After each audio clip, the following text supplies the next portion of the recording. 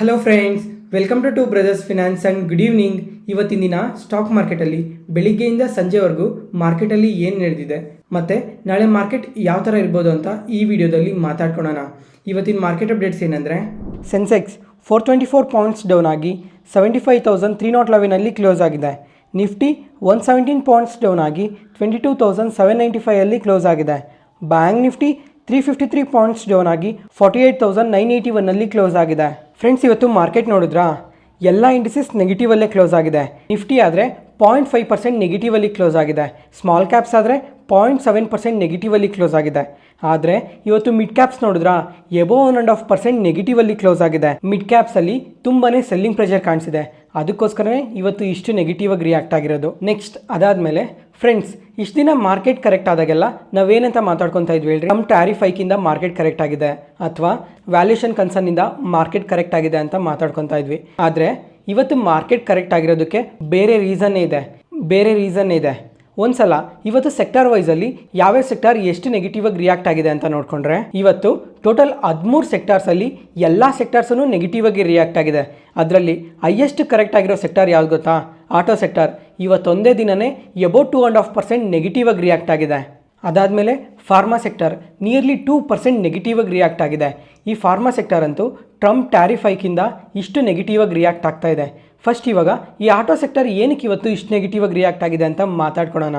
First ಇವತ್ತು ನಮ್ಮ market opening ಟೈಮಲ್ಲಿ ನೋಡಿಕೊಂಡ್ರೆ ಇವಿ ರಿಲೇಟೆಡ್ ಆಗಿ ಪಾಲಿಸಿ ಅಪ್ಡೇಟ್ ಮಾಡಿದ್ದಾರೆ. ಈ ಪಾಲಿಸಿಯಲ್ಲಿ ಏನು ಅಪ್ಡೇಟ್ಸ್ ಬಂದಿದ್ದಾವೆ ಅಂತ ಮಾತಾಡ್ಕೊಳ್ಳೋಣ. ಅದಾದಮೇಲೆ ಯಾವ್ಯಾವ ಕಂಪನೀಸ್ಗೆ ಯಾವ್ಯಾವ ಥರ ಎಫೆಕ್ಟ್ ಆಗುತ್ತೆ ಅಂತ ನೆಕ್ಸ್ಟ್ ಮಾತಾಡ್ಕೊಳ್ಳೋಣ.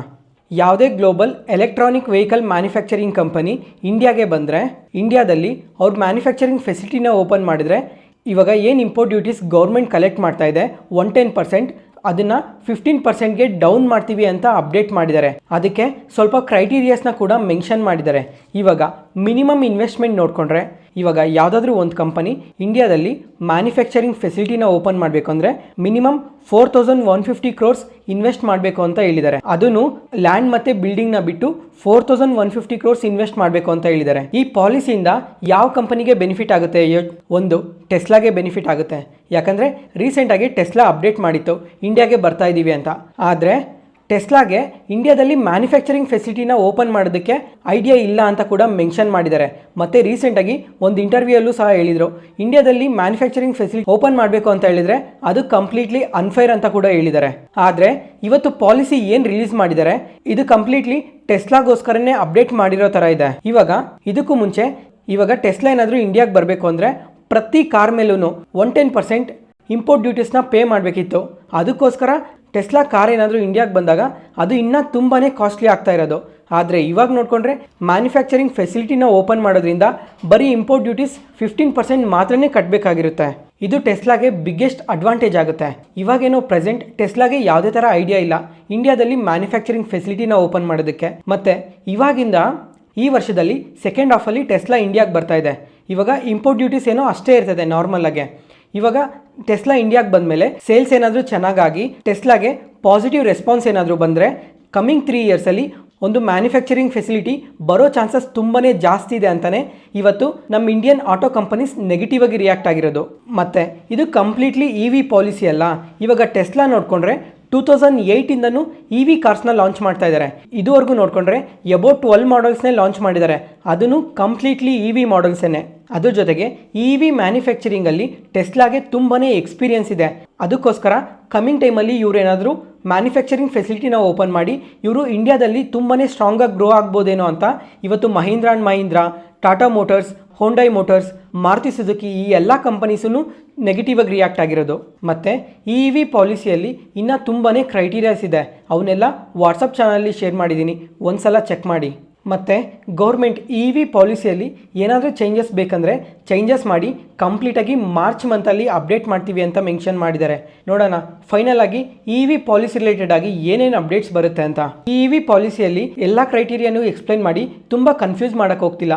ಅದಕ್ಕೋಸ್ಕರನೇ ಜಸ್ಟ್ ಈ ಮೇನ್ ಪಾಯಿಂಟ್ನ ಹೈಲೈಟ್ ಮಾಡಿ ಇಷ್ಟು ಡೀಟೇಲಾಗಿ ಎಕ್ಸ್ಪ್ಲೈನ್ ಮಾಡಿರೋದು. ಆದರೂ ಇವಾಗ ಒಂದು ಸಲ ಸಿಂಪಲ್ಲಾಗಿ ಒನ್ ಲೈನಲ್ಲಿ ಎಕ್ಸ್ಪ್ಲೈನ್ ಮಾಡ್ತೀನಿ ನೋಡಿ. ಇವಾಗ ಇ ವಿ ಪಾಲಿಸಿನ ಲಾಂಚ್ ಮಾಡಿದ್ದಾರೆ. ಇವಾಗ ಇಂಡಿಯಾದಲ್ಲಿ ನೋಡಿಕೊಂಡ್ರೆ Tata motors, Maruti Suzuki dominate players E ವಿಯಲ್ಲಿ. ಇವಾಗ ಟೆಸ್ಲಾ ಇಂಡಿಯಾಗೆ ಬರುತ್ತೆ ಅಂತ ಅಪ್ಡೇಟ್ ಮಾಡಿದ್ದಾರೆ. ಇವಾಗ ಟೆಸ್ಲಾ ಇಂಡಿಯಾಗೆ ಬಂದು ಸೇಲ್ಸ್ ಏನಾದರೂ ತುಂಬ ಚೆನ್ನಾಗಿ ಪಾಸಿಟಿವ್ ರೆಸ್ಪಾನ್ಸ್ ಬಂದರೆ ಕಮಿಂಗ್ ಟೈಮಲ್ಲಿ ಟೆಸ್ಲಾ ಕೂಡ ಇಂಡಿಯಾಗೆ ಬರೋ ಚಾನ್ಸಸ್ ತುಂಬಾ ಜಾಸ್ತಿ ಇದೆ.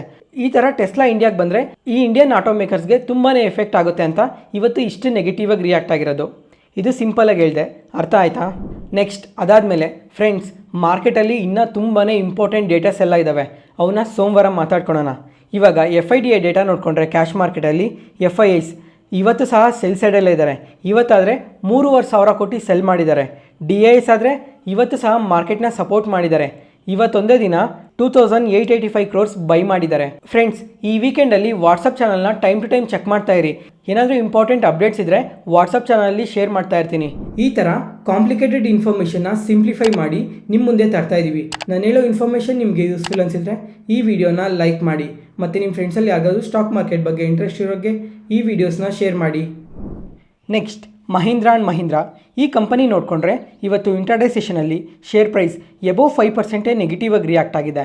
ಮತ್ತು ಇವತ್ತೊಂದೇ ದಿನವೇ ಅಲ್ಲ, ಸೋಮವಾರ ಕೂಡ ಇದೇ ಥರನೇ 5% ನೆಗೆಟಿವ್ ಆಗಿ ರಿಯಾಕ್ಟ್ ಆಗಿತ್ತು. ಸೋಮವಾರ ಏನಕ್ಕೆ ನೆಗೆಟಿವ್ ಆಗಿ ರಿಯಾಕ್ಟ್ ಆಗಿತ್ತು ಅಂದರೆ, ಈ Mahindra and Mahindra subsidiary companies fund raise ಬಗ್ಗೆ ಅಪ್ಡೇಟ್ ಮಾಡಿದರು. ಟೆಸ್ಲಾ ಇಂಡಿಯಾಗೆ ಬರುತ್ತೆ ಅಂತ ಕೂಡ ಅಪ್ಡೇಟ್ ಆಗಿತ್ತು. ಈ ಎರಡೂ ರೀಸನಿಂದ ಸೋಮವಾರ ನಿಯರ್ಲಿ 5%ವರೆಗೂ ನೆಗೆಟಿವ್ ಆಗಿ ರಿಯಾಕ್ಟ್ ಆಗಿತ್ತು. ಅದಾದಮೇಲೆ ನಿನ್ನೆ ನಮ್ಮ ಮಾರ್ಕೆಟ್ ಕ್ಲೋಸ್ ಆದಮೇಲೆ ಈ ಸಬ್ಸಿಡರಿ ಕಂಪನೀಸ್ ಈ ಫಂಡ್ ರೈಸ್ಗೆ ಬೋರ್ಡಿಂದ ಅಪ್ರೂವಲ್ ಸಿಕ್ಕಿದೆ. ಅದರಿಂದ ಸಹ ಇವತ್ತು ನಮ್ಮ ಮಾರ್ಕೆಟಲ್ಲಿ ಇಷ್ಟು ನೆಗೆಟಿವ್ ಆಗಿ ರಿಯಾಕ್ಟ್ ಆಗಿರೋದು. ಇವಾಗ ವಿಷಯಕ್ಕೆ ಬಂದರೆ, ಮಹೀಂದ್ರಾ ಆ್ಯಂಡ್ ಮಹೀಂದ್ರಾ ಕಂಪನಿಯ ಸಬ್ಸಿಡರಿ ಕಂಪನಿಯಾದ Mahindra and Mahindra financial service ಅವರು 3,000 ಕ್ರೋರ್ಸ್ ರೈಸ್ ಮಾಡ್ತಾ ಇದ್ದಾರೆ ರೈಟ್ಸ್ ಇಶ್ಯೂ ಮುಖಾಂತರ.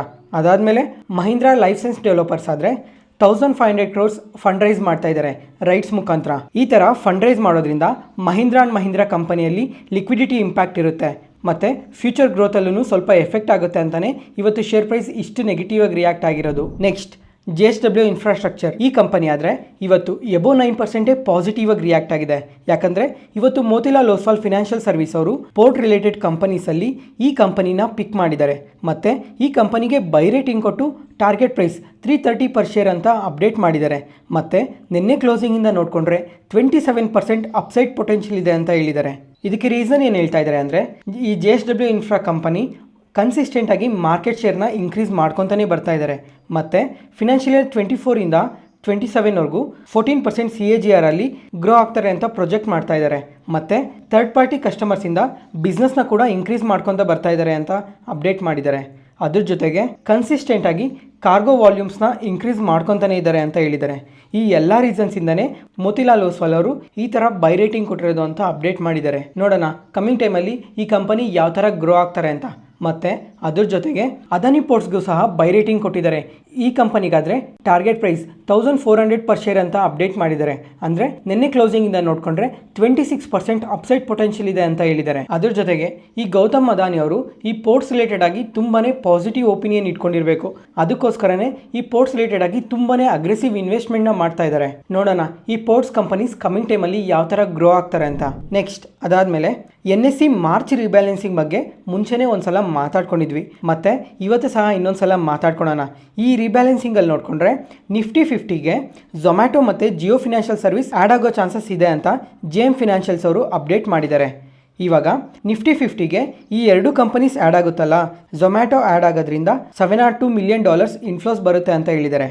ಅದಾದಮೇಲೆ ಜಿಯೋ ಫಿನಾನ್ಷಿಯಲ್ಸ್ ಆ್ಯಡ್ ಆದರೆ $404 ಮಿಲಿಯನ್ ಇನ್ಫ್ಲೋಸ್ ಬರುತ್ತೆ ಅಂತ ಅಪ್ಡೇಟ್ ಮಾಡಿದ್ದಾರೆ. ಇವಾಗ ಈ ಎರಡು ಕಂಪನೀಸ್ ನಿಫ್ಟಿ 50 ಇಂಡೆಕ್ಸ್ಗೆ ಆ್ಯಡ್ ಆಗ್ತಾ ಇದ್ದಾವೆ ಅಂದರೆ ಎರಡು ಯಾವುದಾದ್ರೂ ಕಂಪನೀಸ್ ನಿಫ್ಟಿ 50 ಇಂಡೆಕ್ಸಿಂದ ಎಕ್ಸಿಟ್ ಆಗಬೇಕು. ಆ ಎರಡು ಕಂಪನೀಸ್ ಯಾವುದು ಅಂತ ಅಂದರೆ, ಒಂದು ಬ್ರಿಟಾನಿಯಾ ಇಂಡಸ್ಟ್ರೀಸ್, ಅದಾದಮೇಲೆ ಭಾರತ್ ಪೆಟ್ರೋಲಿಯಂ ಕಾರ್ಪೊರೇಷನ್. ಈ ಎರಡು ಕಂಪನೀಸ್ ನಿಫ್ಟಿ 50ಇಂದ ಎಕ್ಸಿಟ್ ಆಗೋ ಚಾನ್ಸಸ್ ತುಂಬಾ ಜಾಸ್ತಿ ಇದೆ. ಇವಾಗ ಬ್ರಿಟಾನಿಯಾ ಇಂಡಸ್ಟ್ರೀಸ್ ಏನಾದರೂ ಎಕ್ಸಿಟ್ ಆದರೆ $260 ಮಿಲಿಯನ್ ಔಟ್ಫ್ಲೋಸ್ ಆಗುತ್ತೆ. ಮತ್ತು ಭಾರತ್ ಪೆಟ್ರೋಲಿಯಂ ಏನಾದರೂ ಎಕ್ಸಿಟ್ ಆದರೆ $240 ಮಿಲಿಯನ್ ಔಟ್ಫ್ಲೋಸ್ ಆಗುತ್ತೆ. ಮತ್ತು ಯಾವ ಕಂಪನೀಸ್ ಆ್ಯಡ್ ಆಗುತ್ತೆ ಮತ್ತು ಯಾವ ಕಂಪನೀಸ್ ಎಕ್ಸಿಟ್ ಆಗುತ್ತೆ ಅಂತ ಇವತ್ತು ಸಾಯಂಕಾಲ ಕನ್ಫರ್ಮೇಷನ್ ಸಿಗುತ್ತೆ. ಮತ್ತು ಇದ್ರ ಇಂಪ್ಯಾಕ್ಟ್ ಸೋಮವಾರ ನಮ್ಮ ಮಾರ್ಕೆಟ್ ಮೇಲೂ ಇರುತ್ತೆ, ಈ 4 ಕಂಪನೀಸ್ ಮೇಲೆ. ಅದಕ್ಕೋಸ್ಕರ ವಾಟ್ಸಪ್ ಚಾನಲ್ನ ಟೈಮ್ ಟು ಟೈಮ್ ಚೆಕ್ ಮಾಡ್ತಾ ಇರಿ.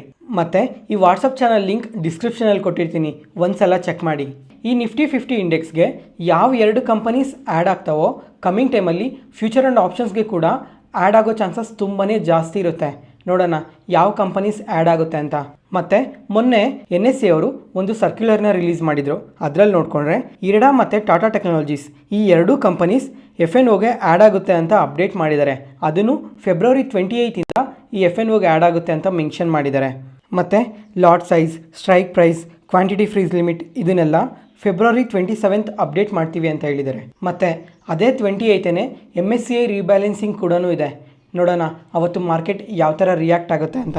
ನೆಕ್ಸ್ಟ್ ಅದಾದಮೇಲೆ 24th ಸೋಮವಾರ NTPC green energy company lock-in period end ಆಗುತ್ತೆ. ಈ ಲಾಕ್-ಇನ್ ಪೀರಿಯಡ್ ಎಂಡ್ ಆಗೋದ್ರಿಂದ 183 ಮಿಲಿಯನ್ ಶೇರ್ಸ್ ಟ್ರೇಡ್ಸ್ಗೆ ಎಲಿಜಿಬಲ್ ಆಗುತ್ತೆ. ಮತ್ತು 28 ಫೆಬ್ರವರಿ ಆದರೆ ಪ್ರೀಮಿಯರ್ ಎನರ್ಜೀಸ್ ಲಾಕ್-ಇನ್ ಪೀರಿಯಡ್ ಎಂಡ್ ಆಗುತ್ತೆ.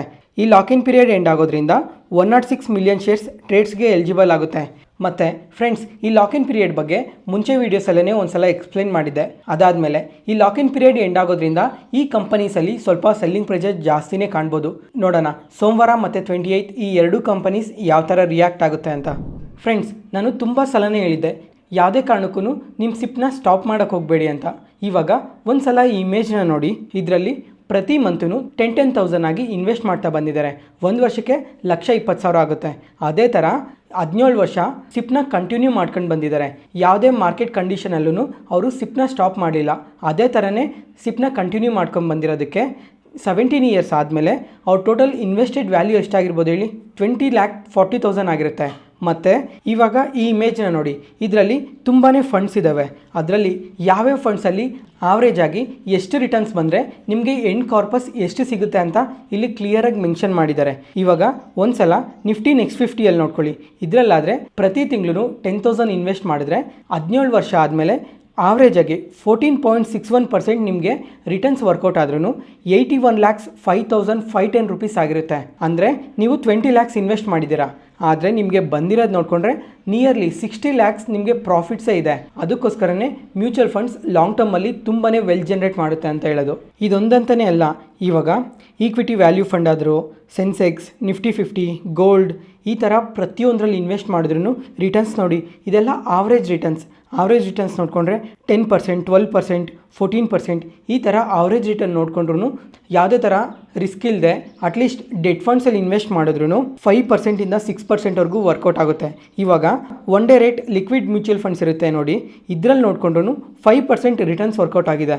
ಇದರಲ್ಲಿ ನೋಡಿಕೊಂಡ್ರೆ ಇವಾಗ 20 lakhs ಇನ್ವೆಸ್ಟ್ ಮಾಡಿದರೆ ಅದು 32 lakhs ಆಗಿದೆ. ಅಂದರೆ ನಿಯರ್ಲಿ 12 lakhs ನಮಗೆ ರಿಟರ್ನ್ಸ್ ವರ್ಕೌಟ್ ಆಗಿದೆ. ಅದಕ್ಕೋಸ್ಕರನೇ ಯಾವ ಥರ ಮಾರ್ಕೆಟ್ ಕಂಡೀಷನಲ್ಲೂ ನಿಮ್ಮ ಸಿಪ್ನ ಸ್ಟಾಪ್ ಮಾಡಬೇಡಿ ಅಂತ ಹೇಳೋದು. ಮತ್ತು ಫ್ರೆಂಡ್ಸ್, ಇವಾಗ ನನ್ನ ಒಪಿನಿಯನ್ನ ಶೇರ್ ಮಾಡ್ತೀನಿ ನೋಡಿ ಮ್ಯೂಚುವಲ್ ಫಂಡ್ಸ್ ಬಗ್ಗೆ. ಫ್ರೆಂಡ್ಸ್, ಇವಾಗ ಮ್ಯೂಚುವಲ್ ಫಂಡ್ಸಲ್ಲಿ ನೀವು ಮ್ಯಾಜಿಕ್ ನೋಡಬೇಕು ಅಂದರೆ ಮಿನಿಮಮ್ 3 ಇಯರ್ಸಿಂದ 5 ಇಯರ್ಸ್ ಇನ್ವೆಸ್ಟ್ ಮಾಡಿದ್ರೇ ನಿಮಗೆ ಮ್ಯಾಜಿಕ್ ಗೊತ್ತಾಗೋದು. ಮತ್ತು ನಾನು ಇನ್ನೊಂದು ಏನು ಹೇಳಬೇಕು ಅಂತ ಇದ್ದೀನಿ ಅಂದರೆ, ಇವಾಗ ಮಾರ್ಕೆಟ್ ಬಗ್ಗೆ ಯಾವುದೇ ಥರ ಐಡಿಯಾ ಇಲ್ಲ ಅಂತ ಅಂದ್ರೂ ಜಸ್ಟ್ ನೀವು ಮ್ಯೂಚುವಲ್ ಫಂಡ್ಸಲ್ಲಿ ಇನ್ವೆಸ್ಟ್ ಮಾಡಿ, ಅದೇ ಸಾಕು. ಮತ್ತು ಇವಾಗ ನೀವು ಸಹ ಕೇಳ್ಬೋದು, ನಾನು 2024ಅಲ್ಲಿ ಮ್ಯೂಚುವಲ್ ಫಂಡ್ಸಲ್ಲಿ ಇನ್ವೆಸ್ಟ್ ಮಾಡೋದು ಶುರು ಮಾಡಿದ್ದೆ, ಆದರೆ ಇವಾಗ ನೋಡಿಕೊಂಡ್ರೆ ನನ್ನ ಮ್ಯೂಚುವಲ್ ಫಂಡ್ಸ್ ಎಲ್ಲ ನೆಗೆಟಿವಲ್ಲಿ ಇದ್ದಾವೆ ಅಂತ. ಫ್ರೆಂಡ್ಸ್, ಎಂದೇ ಆಗಲಿ ಮ್ಯೂಚುವಲ್ ಫಂಡ್ಸ್ ವರ್ಕ್ ಆಗೋದೆ ಎಬೋ 3 ಇಯರ್ಸ್ ಮೇಲೇ. ಅದಕ್ಕೋಸ್ಕರನೇ ಆಗಲೇ ಹೇಳಿದ್ದು. ಇವಾಗ ನಿಮ್ಮ ಮ್ಯೂಚುವಲ್ ಫಂಡ್ಸ್ ಏನಾದರೂ ತುಂಬಾ ಕರೆಕ್ಟ್ ಆಗಿದ್ದರೆ ಮತ್ತು ಅದ್ರ ಜೊತೆಗೆ ನೀವು ಯಾವ ಥರ ಮ್ಯೂಚುವಲ್ ಫಂಡ್ಸ್ನ ಪಿಕ್ ಮಾಡಿದ್ದೀರಾ ಮತ್ತು ಕಮ್ಮಿಂಗ್ ಟೈಮಲ್ಲಿ ಆ ಮ್ಯೂಚುವಲ್ ಫಂಡ್ ಯಾವ ಥರ ಗ್ರೋ ಆಗ್ಬೋದು ಅಂತ ನಿಮ್ಗೇನಾದರೂ ಗೊತ್ತಿದ್ದರೆ, ಈ ಥರ ಕರೆಕ್ಷನ್ ಟೈಮಲ್ಲಿ ನೀವು ಸಿಪ್ ಬೇಸಿಸಲ್ಲಿ ಎಷ್ಟು ಇನ್ವೆಸ್ಟ್ ಮಾಡ್ತಾ ಇದ್ದೀರಾ, ನಿಮ್ಮ ಹತ್ರ ಇನ್ನೊಂದು ಸ್ವಲ್ಪ ಜಾಸ್ತಿ ದುಡ್ಡಿದ್ರೆ ನಿಮ್ಮ ಸಿಪ್ನ ಇನ್ನೊಂದು ಚೂರು ಜಾಸ್ತಿ ಮಾಡಿ. ಆವಾಗ ಲಾಂಗ್ ಟರ್ಮಲ್ಲಿ ವೆಲ್ ಜನ್ರೇಟ್ ಆಗುತ್ತೆ. ಎಕ್ಸಾಂಪಲ್, ಇವಾಗ ನೀವು ಪ್ರತಿ ಮಂತೂ 2,000 ಸಿಪ್ ಬೇಸಿಸಲ್ಲಿ ಇನ್ವೆಸ್ಟ್ ಮಾಡ್ತಾ ಇದ್ದೀರಾ ಅಂದ್ಕೊಂಡ್ರೆ ಅದನ್ನು 2,500 ಅಥವಾ 3,000ಗೋ ಇನ್ಕ್ರೀಸ್ ಮಾಡಿ. ಯಾಕಂದರೆ ಇವಾಗ ಪ್ರತಿ ಇಂಡಿಸಿಸೂ ತುಂಬಾ ಕರೆಕ್ಟ್ ಆಗಿದೆ. ಅದ್ರ ಜೊತೆಗೆ ಮ್ಯೂಚುವಲ್ ಫಂಡ್ಸ್ ನೋಡಿಕೊಂಡ್ರೂ ತುಂಬಾ ಕರೆಕ್ಟ್ ಆಗಿದೆ. ಅದಕ್ಕೋಸ್ಕರ ಸಿಪ್ನ ಇನ್ಕ್ರೀಸ್ ಮಾಡೋದ್ರಿಂದ ನಿಮಗೆ ಯೂನಿಟ್ಸ್ ಇನ್ನೂ ಜಾಸ್ತಿ ಅಲೋಕೇಟ್ ಆಗುತ್ತೆ. ಅದರಿಂದ ಕಮಿಂಗ್ ಟೈಮಲ್ಲಿ ಮಾರ್ಕೆಟ್ ಬೆಳೀತಾ ಹೋದಂಗೆ ಅದ್ರ ಮ್ಯಾಜಿಕ್ ನಿಮಗೆ ಗೊತ್ತಾಗುತ್ತೆ. ಮತ್ತು ಫ್ರೆಂಡ್ಸ್, ನಿಮ್ಮ ಇನ್ವೆಸ್ಟ್ಮೆಂಟ್ನ ಶುರು ಮಾಡೋದಕ್ಕೂ ಮುಂಚೆ ಒಳ್ಳೆ ಮ್ಯೂಚುವಲ್ ಫಂಡ್ಸ್ನ ಪಿಕ್ ಮಾಡಿ ಅದರಲ್ಲಿ ಇನ್ವೆಸ್ಟ್ ಮಾಡಿ. ನೆಕ್ಸ್ಟ್ ಅದಾದಮೇಲೆ ಫ್ರೆಂಡ್ಸ್, ಮೊನ್ನೆ ವೀಡಿಯೋದಲ್ಲಿ ಒಂದು ಸಲ ಹೇಳಿದ್ದೆ FIIs ಸೆಲ್ಲಿಂಗ್ ತುಂಬಾ ಜಾಸ್ತಿ ಇದೆ ಮಾರ್ಕೆಟಲ್ಲಿ ಅಂತ. ಅದಾದಮೇಲೆ FIIs ನಮ್ಮ ಮಾರ್ಕೆಟಲ್ಲಿ ಎಷ್ಟು ಇನ್ವೆಸ್ಟ್ ಮಾಡಿದ್ದಾರೆ ಅಂತ ಕೂಡ ಹೇಳಿದ್ದೆ. ನಿಯರ್ಲಿ FIIs ನೋಡಿಕೊಂಡ್ರೆ ನಮ್ಮ ಇಂಡಿಯನ್ ಮಾರ್ಕೆಟಲ್ಲಿ 66 lakh crores ಇನ್ವೆಸ್ಟ್ ಮಾಡಿದ್ದಾರೆ. ಮತ್ತು ಟೈಮ್ ಟು ಟೈಮ್ ಅಂದರೆ 2015ಇಂದ ನೋಡಿಕೊಂಡ್ರೆ ಪ್ರತಿ ವರ್ಷವೂ ಆ ಇನ್ವೆಸ್ಟ್ಮೆಂಟ್ ಅನ್ನೋದು ತುಂಬಾ ಕಮ್ಮಿ ಆಗ್ತಾ ಬರ್ತಾ ಇದೆ. ಮತ್ತು ಇವಾಗ ನೋಡಿಕೊಂಡ್ರೆ ಇನ್ನೂ ಕಮ್ಮಿ ಆಗಿದೆ. ಲಾಸ್ಟ್ ಇಯರ್ ಮಾರ್ಚ್ ಲೆವೆಲ್ಗಿನ್ನ ಕಮ್ಮಿ ಆಗಿದೆ. ಇವತ್ತು ಮನಿ ಕಂಟ್ರೋಲಲ್ಲಿ ಒಂದು ಡೇಟಾ ಅಪ್ಡೇಟ್ ಆಗಿದೆ. ಈ ಡೇಟಾ ನೋಡಿ ಒಂದ್ಸಲ. ಲಾಸ್ಟ್ ಇಯರ್ ಮಾರ್ಚ್ 2024 ನೋಡಿಕೊಂಡ್ರೆ FIS ಹೋಲ್ಡಿಂಗ್ ನೋಡ್ಕೊಳ್ಳಿ 64,15,723 lakh crores ನಮ್ಮ ಇಂಡಿಯನ್ ಮಾರ್ಕೆಟ್ಸಲ್ಲಿ ಇನ್ವೆಸ್ಟ್ ಮಾಡಿದರು. ಮತ್ತು ಏಪ್ರಿಲ್ ಮಂತಲ್ಲಿ ನೋಡಿಕೊಂಡ್ರೆ ಅದು ಇನ್ಕ್ರೀಸ್ ಆಗಿದೆ 66 lakh crores ಮತ್ತು ಮೇ ಅಲ್ಲಿ ಜೂನಲ್ಲಿ ಪ್ರತಿ ತಿಂಗಳು ಇನ್ಕ್ರೀಸ್ ಆಗಿದೆ. ಯಾಕಂದರೆ ಅವಾಗ ನಮ್ಮ ಇಂಡಿಯನ್ ಮಾರ್ಕೆಟಲ್ಲಿ ಬುಲ್ ರನ್ ನಡೀತಿತ್ತು, ಅವಾಗೇನೆ ಎಲೆಕ್ಷನ್ಸ್ ಆಗಿತ್ತು, ಅವಾಗ ಮಾರ್ಕೆಟ್ ಇನ್ನೂ ತುಂಬಾ ಪಾಸಿಟಿವ್ ಆಗಿ ರಿಯಾಕ್ಟ್ ಆಗ್ತಾ ಇತ್ತು. ಈ ಮೇ ಮಂತಲ್ಲಿ, ಜೂನ್ ಮಂತಲ್ಲಿ, ಜುಲೈ ಮಂತಲ್ಲೆಲ್ಲ ನೋಡಿಕೊಂಡ್ರೆ ನಿಫ್ಟಿ 50 ಪ್ರತಿ ತಿಂಗಳು 1000 ಪಾಯಿಂಟ್ಸ್ ಪಾಸಿಟಿವ್ ಆಗಿ ರಿಯಾಕ್ಟ್ ಆಗ್ತಾ ಇತ್ತು. ಅಷ್ಟು ಪಾಸಿಟಿವ್ ಆಗಿರೋ ಟೈಮಲ್ಲಿ FIS ಸಹ ಅದೇ ಥರನೇ ಇನ್ವೆಸ್ಟ್ ಮಾಡ್ತಾ ಬಂದಿದ್ದಾರೆ. ಇವಾಗ ನೋಡಿಕೊಂಡ್ರೆ ಮೇ ಮಂತಲ್ಲಿ 66,40,608 lakh crores ಇನ್ವೆಸ್ಟ್ ಮಾಡಿದರು. ಅದಾದಮೇಲೆ ಒಂದೇ ಮಂತಲ್ಲಿ ಎಷ್ಟು ಇನ್ಕ್ರೀಸ್ ಆಗಿದೆ ಅಂತ ನೋಡಿ, 71,44,454 lakh crores ಇನ್ಕ್ರೀಸ್ ಆಗಿದೆ. ಅದೇ ಜೂನ್ ಮಂತ್ಗೆ ನೋಡಿಕೊಂಡ್ರೆ 71 lakh crores ಇನ್ವೆಸ್ಟ್ ಆಗಿದೆ. ಅಂದರೆ ಒಂದೇ ತಿಂಗಳಲ್ಲೇ 5 lakh crores ಇನ್ವೆಸ್ಟ್ ಮಾಡಿದ್ದಾರೆ. ಯಾಕಂದರೆ ಆ ಜೂನ್ ಮಂತಲ್ಲೇ ಎಲೆಕ್ಷನ್ಸ್ ಆಯ್ತಲ್ಲ, ಆ ಟೈಮಲ್ಲಿ ಅಷ್ಟೇ ಇನ್ವೆಸ್ಟ್ ಮಾಡಿದ್ದಾರೆ. ಮತ್ತು ಜುಲೈ ಮಂತ್ಗೆ ನೋಡಿಕೊಂಡ್ರೆ 3 lakh crores ಇನ್ಕ್ರೀಸ್ ಮಾಡಿದ್ದಾರೆ. ಮತ್ತು ಆಗಸ್ಟ್ ಮಂತಲ್ಲಿ ನೋಡಿಕೊಂಡ್ರೂ ಸ್ವಲ್ಪ ಇನ್ಕ್ರೀಸ್ ಆಗಿದೆ. ಸೆಪ್ಟೆಂಬರ್ ಮಂತಲ್ಲೂ ಇನ್ಕ್ರೀಸ್ ಮಾಡಿದ್ದಾರೆ. ಅದಾದಮೇಲೆ ನಮ್ಮ ಇಂಡಿಯನ್ ಈಕ್ವಿಟಿ ಮಾರ್ಕೆಟ್ಸಿಂದ ಅವರು ಕಂಪ್ಲೀಟಾಗಿ ಎಕ್ಸಿಟ್ ಆಗೋಕೆ ನೋಡ್ತಾ ಇರೋದು. ಮತ್ತು ಅಕ್ಟೋಬರ್ ಮಂತಲ್ಲಿ ನೋಡಿಕೊಂಡ್ರೆ ಒಂದೇ ಮಂತಲ್ಲೇ ಎಷ್ಟು ಡಿಕ್ರೀಸ್ ಆಗಿದೆ ನೋಡಿ. ನವೆಂಬರ್ ಮಂತಲ್ಲಿ ಡಿಕ್ರೀಸ್ ಆಗಿದೆ, ಡಿಸೆಂಬರಲ್ಲೂ ಡಿಕ್ರೀಸ್ ಆಗಿದೆ, ಜಾನ್ವರಿ, ಫೆಬ್ರವರಿ ಅದೇ ಥರನೇ ಡಿಕ್ರೀಸ್ ಆಗ್ತಾನೆ ಹೋಗ್ತಾ ಇದೆ. ಇವಾಗ ಕಂಟಿನ್ಯೂಸ್ ಆಗಿ 5 ಮಂತ್ಸಿಂದ ಅವರು ಸೆಲ್ ಮಾಡ್ತಾನೆ ಇದ್ದಾರೆ. ಇವಾಗ ಫೆಬ್ರವರಿ ಮಂತ್ಗೆ ನೋಡಿಕೊಂಡ್ರೆ 64,77,847 lakh crores ಮಾತ್ರನೇ ನಮ್ಮ ಇಂಡಿಯನ್ ಈಕ್ವಿಟಿ ಮಾರ್ಕೆಟ್ಸಲ್ಲಿ ಇನ್ವೆಸ್ಟ್ ಮಾಡಿರೋದು. ಅಂದರೆ ಲಾಸ್ಟ್ ಇಯರ್ ಮಾರ್ಚ್ ಮಂತಲ್ಲಿ ಎಷ್ಟು ಇನ್ವೆಸ್ಟ್ ಮಾಡಿದ್ರೋ ಅಷ್ಟು ಮಾತ್ರನೇ ಇವಾಗಿರೋದು. ಮತ್ತು ಇವಾಗೂ ಸಹ FIS ಇನ್ನೂ ಎಕ್ಸಿಟ್ ಆಗ್ತಾನೆ ಹೋಗ್ತಾ ಇದ್ದಾರೆ. ಈ ಮಂತ್ ಎಂಡ್ ಅಷ್ಟೊತ್ತಿಗೆ ಎಷ್ಟು ಎಕ್ಸಿಟ್ ಆಗ್ತಾರೆ ಅಂತ ಜಾನ್ವರಿ ಮಂತಲ್ಲಿ ನೋಡಿಕೊಂಡ್ರು ನಿಯರ್ಲಿ 94,000 crores ನಮ್ಮ ಇಂಡಿಯನ್ ಮಾರ್ಕೆಟ್ಸಿಂದ ಎಕ್ಸಿಟ್ ಆಗಿದ್ದಾರೆ. ಮತ್ತು ಈ ಫೆಬ್ರವರಿ ಮಂತ್ಗೆ ನೋಡಿಕೊಂಡ್ರು ನಿಯರ್ಲಿ 33,000 crores ನಮ್ಮ ಇಂಡಿಯನ್ ಮಾರ್ಕೆಟ್ಸಿಂದ ಎಕ್ಸಿಟ್ ಆಗಿದ್ದಾರೆ. ಇದು ನೋಡಿಕೊಂಡ್ರೆ ಇನ್ನೂ ಒಂದು ವೀಕ್ ಇದೆ ಅಲ್ಲ, ಇದೇನಾದರೂ ನಿಯರ್ಲಿ 50,000 crores ಎಕ್ಸಿಟ್ ಆಗೋ ಚಾನ್ಸಸ್ ಇದೆ. ನೋಡೋಣ FIS ಇನ್ನೂ ಎಷ್ಟು ಎಕ್ಸಿಟ್ ಆಗ್ತಾರೆ ಅಂತ. ನೆಕ್ಸ್ಟ್ ಅದಾದಮೇಲೆ ಮನಿ ಕಂಟ್ರೋಲ್ ಅವರು ಇನ್ನೊಂದು ಡೇಟಾ ಕೂಡ ಶೇರ್ ಮಾಡಿದ್ದಾರೆ. ಏನಂತ ಅಂದರೆ ಇವಾಗ ಸೆಕ್ಟಾರ್ ವೈಸಲ್ಲಿ ಯಾವ್ಯಾವ ಕಂಪನೀಸ್ ಒಳಗಡೆ ಇನ್ಫ್ಲೋಸ್ ಬಂದಿದೆ, ಯಾವ್ಯಾವ ಕಂಪನೀಸಿಂದ FIS ಎಲ್ಲ ತುಂಬಾ ಎಕ್ಸಿಟ್ ಆಗ್ತಾ ಇದ್ದಾರೆ ಅಂತ ಕ್ಲಿಯರಾಗಿ ಮೆನ್ಷನ್ ಮಾಡಿದ್ದಾರೆ. ಅದರಲ್ಲಿ ಇವ್ರು ನೋಡಿಕೊಂಡ್ರೆ ಜಾನ್ವರಿಯಿಂದ ಕೂಡ ಮೆನ್ಷನ್ ಮಾಡಿದ್ದಾರೆ. ಜಾನ್ವರಿ 1 ಜಾನ್ವರಿ 15 ಯಾವ ಸೆಕ್ಟಾರ್ಸಲ್ಲಿ ಇನ್ಫ್ಲೋಸ್ ಬಂದಿದೆ, ಔಟ್ಫ್ಲೋಸ್ ಹೋಗಿದೆ. ಅದಾದಮೇಲೆ ಜಾನ್ವರಿ 16 ಜಾನ್ವರಿ 31 ಯಾವ ಸೆಕ್ಟಾರ್ಸಲ್ಲಿ ಇನ್ಫ್ಲೋಸ್ ಬಂದಿದೆ, ಔಟ್ಫ್ಲೋಸ್ ಹೋಗಿದೆ ಅಂತ. ಅದಾದಮೇಲೆ ಫೆಬ್ರವರಿ ಮಂತಲ್ಲೂ ಅದೇ ಥರನೇ ಮೆನ್ಷನ್ ಮಾಡಿದ್ದಾರೆ. ಒಂದು ಸಲ ಈ ಇಮೇಜ್ನ ಕ್ಲಿಯರಾಗಿ ನೋಡಿ, ಡಿಫ್ರೆಂಟ್ ಕಲರ್ಸಲ್ಲಿ ಕ್ಲೀನಾಗಿ ಡಿನೋಟ್ ಮಾಡಿದ್ದಾರೆ. ಇವಾಗ ಫಿನಾನ್ಷಿಯಲ್ ಸೆಕ್ಟರ್ಸಲ್ಲಿ ನೋಡಿಕೊಂಡ್ರೆ ತುಂಬಾ ಔಟ್ಫ್ಲೋಸ್ ಹೋಗಿದ್ದಾವೆ. ಜಾನ್ವರಿ ಮಂತಲ್ಲೂ ಔಟ್ಫ್ಲೋಸ್ ಹೋಗಿದೆ, ಜಾನ್ವರಿ ಸೆಕೆಂಡ್ ಹಾಫಲ್ಲೂ ಔಟ್ಫ್ಲೋಸ್ ಹೋಗಿದೆ. ಇವಾಗ ಫೆಬ್ರವರಿ ಫಸ್ಟ್ ಹಾಫಲ್ಲಿ ಸ್ವಲ್ಪ ಕಮ್ಮಿ ಔಟ್ಫ್ಲೋಸ್ ಹೋಗಿದೆ ಕಂಪ್ಯಾರಿಟಿವ್ಲಿ. ಅದಾದಮೇಲೆ FMCGಯಲ್ಲಿ ನೋಡಿಕೊಂಡ್ರೆ ಜಾನ್ವರಿ ಸೆಕೆಂಡ್ ಹಾಫಲ್ಲಿ ಮತ್ತು ಫೆಬ್ರವರಿ ಫಸ್ಟ್ ಹಾಫಲ್ಲಿ ನೋಡಿಕೊಂಡ್ರೆ ತುಂಬಾ ಔಟ್ಫ್ಲೋಸ್ ಹೋಗಿದ್ದಾವೆ. ಅದಕ್ಕೋಸ್ಕರನೇ ಇವಾಗ FMCG ಸೆಕ್ಟರ್ ನೋಡಿಕೊಂಡ್ರೆ 4 ಮಂತ್ಸ್ ಲೋ ಅಲ್ಲಿ ಟ್ರೇಡ್ ಆಗ್ತಾ ಇದೆ. ಅದಾದಮೇಲೆ ಕ್ಯಾಪಿಟಲ್ ಗೂಡ್ಸ್ ಇದರಲ್ಲಾದರೆ ಕನ್ಸಿಸ್ಟೆಂಟಾಗಿ ಸೆಲ್ ಮಾಡ್ತಾನೆ ಬರ್ತಾ ಇದ್ದಾರೆ. ಮತ್ತು ಆಯಿಲ್ ಆ್ಯಂಡ್ ಗ್ಯಾಸಲ್ಲಿ ನೋಡಿಕೊಂಡ್ರೂ ಅಷ್ಟೇ ಫೆಬ್ರವರಿ ಫಸ್ಟ್ ಹಾಫಲ್ಲಿ ನೋಡಿಕೊಂಡ್ರೆ ತುಂಬಾ ಸೆಲ್ಲಿಂಗ್ ಪ್ರೆಷರ್ ಜಾಸ್ತಿ ಕಾಣಿಸಿದೆ. ಈ ಗ್ಲೋಬಲ್ ಅನ್ಸರ್ಟನಿಟೀಸಿಂದನೇ ಈ ಥರ ಇಷ್ಟೊಂದು ಸೆಲ್ಲಿಂಗ್ ಪ್ರೆಷರ್ ಕಾಣ್ತಾ ಇರೋದು. ಆಮೇಲೆ ಕನ್ಸ್ಯೂಮರ್ ಸರ್ವಿಸ್ ಇದರಲ್ಲೂ ಅಷ್ಟೇ ಫೆಬ್ರವರಿ ಫಸ್ಟ್ ಹಾಫಲ್ಲಿ ನೋಡಿಕೊಂಡ್ರೆ ಸ್ವಲ್ಪ ಸೆಲ್ಲಿಂಗ್ ಪ್ರೆಷರ್ ಕಮ್ಮಿ ಆಗಿದೆ. ಅದಾದಮೇಲೆ ಕನ್ಸ್ಟ್ರಕ್ಷನ್ ಮೆಟೀರಿಯಲ್ಸ್ ಇದರಲ್ಲಾದರೆ ಜಾನ್ವರಿ ಮಂತಿಂದ ನೋಡಿಕೊಂಡ್ರೆ ಸೆಲ್ಲಿಂಗ್ ಅನ್ನೋದು ಪ್ರತಿ ತಿಂಗಳೂ ಇನ್ಕ್ರೀಸ್ ಆಗ್ತಾನೆ ಹೋಗ್ತಾ ಇದೆ. ಮತ್ತು ಕನ್ಸ್ಟ್ರಕ್ಷನ್ ಇದರಲ್ಲೂ ಅಷ್ಟೇ ಸೆಲ್ಲಿಂಗ್ ಪ್ರೆಷರ್ ತುಂಬಾ ಇದೆ. ಪವರಲ್ಲೂ ಅಷ್ಟೇ, ಪವರಲ್ಲಿ ನೋಡಿಕೊಂಡ್ರೆ ಜಾನ್ವರಿ ಫಸ್ಟ್ ಹಾಫಲ್ಲಿ ನೋಡಿಕೊಂಡ್ರೆ ತುಂಬಾ ಜಾಸ್ತಿ ಇತ್ತು, ಮತ್ತು ಸೆಕೆಂಡ್ ಹಾಫಲ್ಲಿ ಕಮ್ಮಿ ಆಯಿತು. ಫೆಬ್ರವರಿ ಫಸ್ಟ್ ಹಾಫಲ್ಲಿ ನೋಡಿಕೊಂಡ್ರೆ ಮತ್ತೆ ಇನ್ಕ್ರೀಸ್ ಆಗಿದೆ. ನೆಕ್ಸ್ಟ್ ಕನ್ಸ್ಯೂಮರ್ ಡ್ಯೂರಬಲ್ ಇದರಲ್ಲೂ ಅಷ್ಟೇ ನೋಡಿ, ಈ ಫೆಬ್ರವರಿ ಫಸ್ಟ್ ಹಾಫಲ್ಲಿ ಸೆಲ್ಲಿಂಗ್ ಸ್ವಲ್ಪ ಕಮ್ಮಿ ಮಾಡಿದ್ದಾರೆ. ನೆಕ್ಸ್ಟ್ ಅದಾದಮೇಲೆ ಇವಾಗ FIS ಇಷ್ಟೆಲ್ಲ ಎಕ್ಸಿಟ್ ಆಗ್ತಾ ಇದ್ದಾರಲ್ಲ, ಮತ್ತು ಯಾವ್ಯಾವ ಸೆಕ್ಟರಲ್ಲಿ ತುಂಬಾ ಇನ್ಫ್ಲೋಸ್ ಬರ್ತಾ ಇದ್ದಾವೆ ಅಂತ ನೋಡಿಕೊಂಡ್ರೆ, ಒಂದು ಟೆಲಿಕಾಮ್ ಸೆಕ್ಟರ್ ಜಾನ್ವರಿ ಫಸ್ಟ್ ಹಾಫಲ್ಲೇನೋ ಸ್ವಲ್ಪ ಸೆಲ್ಲಿಂಗ್ ಇತ್ತು, ಸೆಕೆಂಡ್ ಹಾಫಲ್ಲಿ ಮತ್ತೆ ಬೈ ಮಾಡಿದ್ದಾರೆ. ಇವಾಗ ಫೆಬ್ರವರಿ ಫಸ್ಟ್ ಹಾಫಲ್ಲಿ ನೋಡಿಕೊಂಡ್ರೆ ಇನ್ನೂ ಇನ್ಕ್ರೀಸ್ ಮಾಡ್ಕೊಂಡಿದ್ದಾರೆ. ಹೆಲ್ತ್ ಕೇರಲ್ಲೂ ಸ್ವಲ್ಪ ಇನ್ಕ್ರೀಸ್ ಆಗಿದೆ. ಮತ್ತು ಐ ಟಿಯಲ್ಲಿ ನೋಡಿಕೊಂಡ್ರೆ ಜಾನ್ವರಿ ಮಂತಲ್ಲಿ ತುಂಬಾ ಸೆಲ್ಲಿಂಗ್ ಪ್ರೆಷರ್ ಕಾಣಿಸಿದೆ. ಮತ್ತು ಇವಾಗ ಫೆಬ್ರವರಿ ಫಸ್ಟ್ ಹಾಫಲ್ಲಿ ನೋಡಿಕೊಂಡ್ರೆ ಸ್ವಲ್ಪ ಬೈಯಿಂಗ್ ಸೆಂಟಿಮೆಂಟ್ ಇದೆ. ಯಾಕಂದರೆ ನೆಕ್ಸ್ಟ್ ಕಮಿಂಗ್ ಮಂತ್ಸಲ್ಲಿ ಏನಾದರೂ ಫೆಡ್ ರೇಟ್ ಕಟ್ ಮಾಡ್ಬೋದಾ ಅಂತ ಈ ಥರ ಏನಾದರೂ ಸ್ವಲ್ಪ ಬೈಯಿಂಗ್ ಸೆಂಟಿಮೆಂಟ್ ಕಾಣಿಸಿದೆ. ನೆಕ್ಸ್ಟ್ ಅದಾದಮೇಲೆ ಕೆಮಿಕಲ್ಸಲ್ಲಾದರೆ ಲಾಸ್ಟ್ 2 ಮಂತ್ಸಲ್ಲೂ ಬೈ ಸೈಡಲ್ಲೇ ಇದ್ದಾರೆ. ನೋಡೋಣ ಕಮಿಂಗ್ ಟೈಮಲ್ಲಿ ಕೆಮಿಕಲ್ ಸೆಕ್ಟರ್ ಯಾವ ಥರ ಪರ್ಫಾರ್ಮ್ ಮಾಡುತ್ತೆ ಅಂತ. ನೆಕ್ಸ್ಟ್ ಸರ್ವಿಸ್ ಸೆಕ್ಟರ್ ಇದರಲ್ಲಿ ನೋಡಿಕೊಂಡ್ರೂ ಸ್ವಲ್ಪ ಸೆಲ್ಲಿಂಗ್ ಪ್ರೆಷರ್ ಇದೆ. ಆದರೆ ಈ ಫೆಬ್ರವರಿ ಮಂತಲ್ಲಿ ಸ್ವಲ್ಪ ಬೈಯಿಂಗ್ ವ್ಯಾಲ್ಯೂ ಕಾಣ್ತಾ ಇದೆ. ನೆಕ್ಸ್ಟ್ ಟೆಕ್ಸ್ಟೈಲ್ಸ್ ಆದರೆ ಲಾಸ್ಟ್ 2 ಮಂತ್ಸಿಂದ ನೋಡಿಕೊಂಡ್ರೂ ಬೈಯಿಂಗ್ ಸೆಂಟಿಮೆಂಟ್ ಹಂಗೆ ಇದೆ. ನೋಡೋಣ ಕಮಿಂಗ್ ಟೈಮಲ್ಲಿ ಈ ಟೆಕ್ಸ್ಟೈಲ್ ಸ್ಟಾಕ್ಸ್ ಎಲ್ಲ ಯಾವ ಥರ ಗ್ರೋ ಆಗುತ್ತೆ ಅಂತ.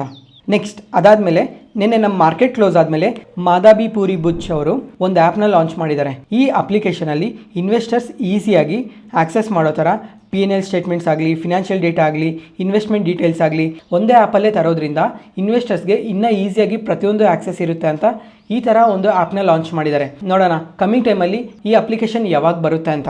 ನೆಕ್ಸ್ಟ್ ಅದಾದಮೇಲೆ ಇವಾಗ ರೀಸೆಂಟ್ ಟೈಮಲ್ಲಿ ನೋಡಿಕೊಂಡ್ರೆ ನಮ್ಮ ಮಾರ್ಕೆಟಲ್ಲಿ IPOs ತುಂಬಾ ಕಮ್ಮಿ ಆಗೋಗಿದೆ. ಅದೇ 2024ಅಲ್ಲಿ ನೋಡಿಕೊಂಡ್ರೆ ತುಂಬಾ IPOs ಬಂದಿದ್ದವು. ಅಂದರೆ ನಿಯರ್ಲಿ 350 IPOಸ್ವರೆಗೂ ನಮ್ಮ ಮಾರ್ಕೆಟಲ್ಲಿ ಲಿಸ್ಟ್ ಆಗಿದ್ದಾವೆ. ಈ ಐ ಪಿ ಒಸ್ 1.5 ಲಕ್ಷ ಕೋಟಿವರೆಗೂ ನಮ್ಮ ಮಾರ್ಕೆಟಲ್ಲಿ ರೈಸ್ ಮಾಡಿದ್ದಾರೆ. ಆದರೆ ಈ 2025ಅಲ್ಲಿ ನೋಡಿಕೊಂಡ್ರೆ ಲಾಸ್ಟ್ 1.5 ಮಂತಿಂದ IPOs ತುಂಬಾ ಕಮ್ಮಿ ಆಗೋಗಿದ್ದಾವೆ. ಮತ್ತು ಇವಾಗ ಕಮ್ಮಿಂಗ್ ಟೈಮಲ್ಲಿ ಇನ್ನೂ ಸ್ವಲ್ಪ IPOs ಮಾರ್ಕೆಟ್ಗೆ ಲಿಸ್ಟ್ ಆಗೋ ಚಾನ್ಸಸ್ ಇದ್ದಾವೆ. ಅದರಲ್ಲಿ ಯಾವ್ಯಾವ ಕಂಪನೀಸ್ ಬರುತ್ತೆ ಅಂತ ನೋಡಿಕೊಂಡ್ರೆ ಇವಾಗ ಲೇಟೆಸ್ಟ್ ನ್ಯೂಸ್ ಬಂದಿರೋ ಪ್ರಕಾರ NSDL ಇವರು ಇಂಡಿಯಾದಲ್ಲೇ ನಂಬರ್ 1 ಡೆಪಾಸಿಟರ್. ಇವರು ಇವಾಗ IPOಗೆ ಬರ್ತಾ ಇದ್ದಾರೆ ಅಂತ ಅಪ್ಡೇಟ್ ಮಾಡಿದ್ದಾರೆ. ಅದನ್ನು ಏಪ್ರಿಲ್ ಟೈಮ್ಗೆಲ್ಲ IPOಗೆ ಬರ್ತೀವಿ ಅಂತ ಹೇಳಿದ್ದಾರೆ. ಇವಾಗ ಈ IPOದಲ್ಲಿ ನೋಡಿಕೊಂಡ್ರೆ ನಿಯರ್ಲಿ 3000 crores ರೈಸ್ ಮಾಡ್ತಾ ಇದ್ದಾರೆ. ಮತ್ತು ಈ ಕಂಪನಿಯಲ್ಲಿ ತುಂಬಾ ಟಾಪ್ ಕಂಪನೀಸ್ ಎಲ್ಲನೂ ಇನ್ವೆಸ್ಟ್ ಮಾಡಿದ್ದು. ಈವನ್ NSE ಕೂಡ ಈ ಕಂಪನಿಯಲ್ಲಿ ಇನ್ವೆಸ್ಟ್ ಮಾಡಿದೆ. ನಿಯರ್ಲಿ 24% ಸ್ಟೇಕ್ನ ಹೋಲ್ಡ್ ಮಾಡ್ತಾ ಇದೆ. ಮತ್ತು HDFC ಬ್ಯಾಂಕ್, IDBI ಬ್ಯಾಂಕ್ ಈ ಥರ ದೊಡ್ಡ ಕಂಪನೀಸೇ ಈ NSDL ಕಂಪನಿಯಲ್ಲಿ ಇನ್ವೆಸ್ಟ್ ಮಾಡಿದರು. ನೋಡೋಣ ಇವಾಗ ಈ ದೊಡ್ಡ ಕಂಪನೀಸ್ ಎಲ್ಲ ಅವ್ರ ಸ್ಟೇಕ್ನ ಡೈಲ್ಯೂಟ್ ಮಾಡ್ತಾ ಇದ್ದಾರೆ. ಏಪ್ರಿಲ್ ಟೈಮ್ಗೆಲ್ಲ ಈ IPO ಬರೋ ಚಾನ್ಸಸ್ ಇದೆ. ಮತ್ತು ಈ ಕಂಪನಿ ಬಗ್ಗೆ ಕಮ್ಮಿಂಗ್ ಟೈಮಲ್ಲಿ ಮಾತಾಡ್ಕೊಳ್ಳೋಣ. ನೆಕ್ಸ್ಟ್ ಅದಾದಮೇಲೆ ನಿನ್ನೆ CNBC TV 18ನಲ್ಲಿ ಫೋನ್ಪೇ CEO ಆದ ಸಮೀರ್ ನಿಗಮ್ ಅವರು ಒಂದು ಇಂಟರ್ವ್ಯೂಲ್ಲಿ ಮಾತಾಡ್ತಾ ಕಮ್ಮಿಂಗ್ ಟೈಮಲ್ಲಿ ಫೋನ್ಪೇ ಕೂಡ IPOಗೆ ಬರೋ ಚಾನ್ಸಸ್ ತುಂಬಾ ಜಾಸ್ತಿ ಇದೆ ಅಂತ ಮೆನ್ಷನ್ ಮಾಡಿದ್ದಾರೆ. ಯಾವ ಟೈಮಲ್ಲಿ ಬರ್ತಾರೆ ಮತ್ತು ಯಾವ ಡೇಟಲ್ಲಿ ಬರ್ತಾರೆ, IPOದಲ್ಲಿ ಎಷ್ಟು ರೈಸ್ ಮಾಡ್ತಾ ಇದ್ದಾರೆ ಅಂತ ಇನ್ನೂ ಅಪ್ಡೇಟ್ ಮಾಡಿಲ್ಲ. ನೋಡೋಣ ಈ ವರ್ಷದಲ್ಲಿ ಫೋನ್ಪೇ ಏನಾದರೂ ಮಾರ್ಕೆಟ್ಗೆ ಲಿಸ್ಟ್ ಆಗುತ್ತಾ ಇಲ್ವಾ ಅಂತ. ನೆಕ್ಸ್ಟ್ ಅದಾದಮೇಲೆ ಇಂಡಿಯಾದಲ್ಲೇ ಕನ್ಸ್ಯೂಮರ್ ಎಲೆಕ್ಟ್ರಾನಿಕ್ಸಲ್ಲೇ ಟಾಪ್ ಬ್ರ್ಯಾಂಡ್ ಆದ ಬೋಟ್ ಕಂಪನಿ ಸಹ IPOಗೆ ಬರ್ತಾರೆ ಅಂತ ಎಲ್ಲರಿಗೂ ಗೊತ್ತಿದೆ. ಮತ್ತು ಇವಾಗ ನೋಡಿಕೊಂಡ್ರೆ CNBC TV 18ನಲ್ಲಿ ಕಾನ್ಫಿಡೆನ್ಷಿಯಲ್ DRHP ಫೈಲಿಂಗ್ ಮಾಡ್ತಾ ಇದ್ದಾರೆ ಅಂತ ಅಪ್ಡೇಟ್ ಆಗಿದೆ. ನೋಡೋಣ ಈ ವರ್ಷದಲ್ಲಿ ಮಾರ್ಕೆಟ್ಗೆ ಲಿಸ್ಟ್ ಆಗ್ತಾರಾ ಅಂತ. ನೆಕ್ಸ್ಟ್ ಅದಾದಮೇಲೆ ಬರೀ ಇಷ್ಟೇ ಕಂಪನೀಸೇ ಅಲ್ಲ, ಇನ್ನೂ ತುಂಬಾ ದೊಡ್ಡ ಕಂಪನೀಸ್ ಎಲ್ಲ ಈ ವರ್ಷದಲ್ಲಿ ಮಾರ್ಕೆಟ್ಗೆ ಲಿಸ್ಟ್ ಆಗೋ ಚಾನ್ಸಸ್ ತುಂಬಾ ಇದೆ. ಅದರಲ್ಲಿ NSE, LG, HDB financial service, JSW cement, Zepto, Reliance Jio, Ather energies ಈ ಥರ ದೊಡ್ಡ ಕಂಪನೀಸೇ ಈ 2025ಅಲ್ಲಿ ಮಾರ್ಕೆಟ್ಗೆ ಬರ್ತಾರಾ ಇಲ್ವಾ ಅಂತ ನೋಡೋಣ. ಅದ್ರ ಜೊತೆಗೆ ಲೆನ್ಸ್ಕಾರ್ಟ್ ನೋಡೋಣ ಈ ಎಲ್ಲ ಕಂಪನೀಸಲ್ಲೂ ಯಾವ ಕಂಪನಿ IPOಗೆ ಬಂದರೆ ಅಪ್ಲೈ ಮಾಡ್ತೀರಾ ಅಂತ ಒಂದ್ಸಲ ಕಮೆಂಟ್ ಸೆಷನಲ್ಲಿ ಕಮೆಂಟ್ ಮಾಡಿ. ಇವತ್ತಿಗೆ ಅಪ್ಡೇಟ್ಸ್ ಮುಗೀತು. ಈ ವಿಡಿಯೋ ಇಷ್ಟ ಆದರೆ ಲೈಕ್ ಮಾಡಿ, ಶೇರ್ ಮಾಡಿ, ಸಬ್ಸ್ಕ್ರೈಬ್ ಆಗಿ. ಮತ್ತೆ ನಾಳೆ ಹೊಸ ಸ್ಟಾಕ್ ಮಾರ್ಕೆಟ್ ನ್ಯೂಸ್ ಅನಾಲಿಸಿಸ್ ವೀಡಿಯೋಸಲ್ಲಿ ಸಿಗೋಣ. ನಾನು ಹೇಳಿದ ಇನ್ಫಾರ್ಮೇಷನಲ್ಲಿ ಯಾವುದೇ ಥರ ಡೌಟ್ ಇದ್ದರೂ ಕಮೆಂಟ್ ಸೆಷನಲ್ಲಿ ಕಮೆಂಟ್ ಮಾಡಿ. Thank you.